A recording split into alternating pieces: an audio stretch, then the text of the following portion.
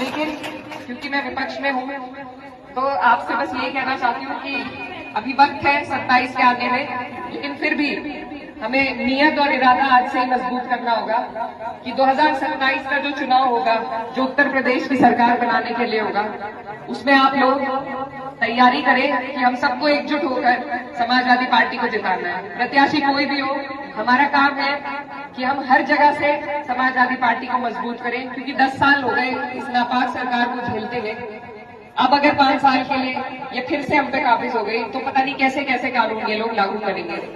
तो इसीलिए छोटी मोटे अपने झगड़े, अपने मफाद छोड़कर हमें लंबा सोचना है और मछली की आंख की तरह अपना निशाना रखना है कि इस बार हमें हर सूरत हाल में इंशाल्लाह सरकार को बदलना है। और ये आप और हम अकेले नहीं कर पाएंगे, हमें हर समाज 36 बिरादरी की जरूरत है, उन्हें प्यार से अपने साथ जोड़ने की जरूरत है, तभी हम इस सरकार को बदल पाएंगे। क्योंकि परेशान इनसे सभी लोग हैं, लेकिन ये क्या करते हैं, ये हमें और उन्हें लड़ाकर बीच में से अपना काम निकाल लेते हैं। तो हमें बहुत सब्र और हिम्मत से काम लेना है, अपने साथ सभी लोगों को जोड़कर इस सरकार को बदलना है। तो ये जितने भी आपके छोटे बड़े काम हैं, अगर सरकार हमारी होगी तो इंशाल्लाह कोई काम आपका नहीं रुकेगा। तो इसीलिए आप सबसे मेरी गुजारिश है कि आप लोग ध्यान दें।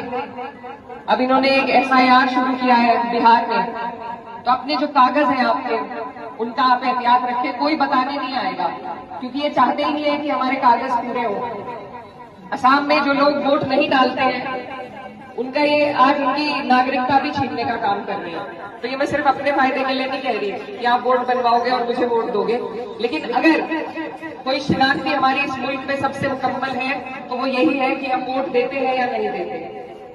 हम इस मुल्क के नागरिक तभी समझे जाते हैं, कोई बाहर का आदमी यहाँ आकर रहे, उसमें और हम में एक ही फर्क है कि क्या हम यहाँ वोट देते हैं या नहीं। भाई साहब, ये मुफ्ती साहब आप लोग भी समझाइएगा।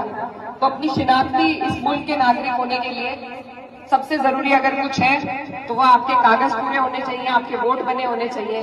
घर की जितनी भी औरतें हैं, महिलाएं हैं, उनका भी आप ध्यान रखें और ये काम जरूर करें। और साथ ही अब आपके यहाँ चुनाव आने वाला है, प्रधानी का, जिला पंचायती का, तो उसके लिए भी मैं बस यही कहना चाहती हूँ कि प्रधानी तो आप लोग अपने हिसाब से करते हैं, लेकिन जिला पंचायती के लिए मैं आपसे गुजारिश करना चाहती हूँ। हम चाहते हैं कि हम सब मिलकर एक प्रत्याशी ऐसा जिता लें जिसका फंड भी हमारे इन गाँवों में लग सके।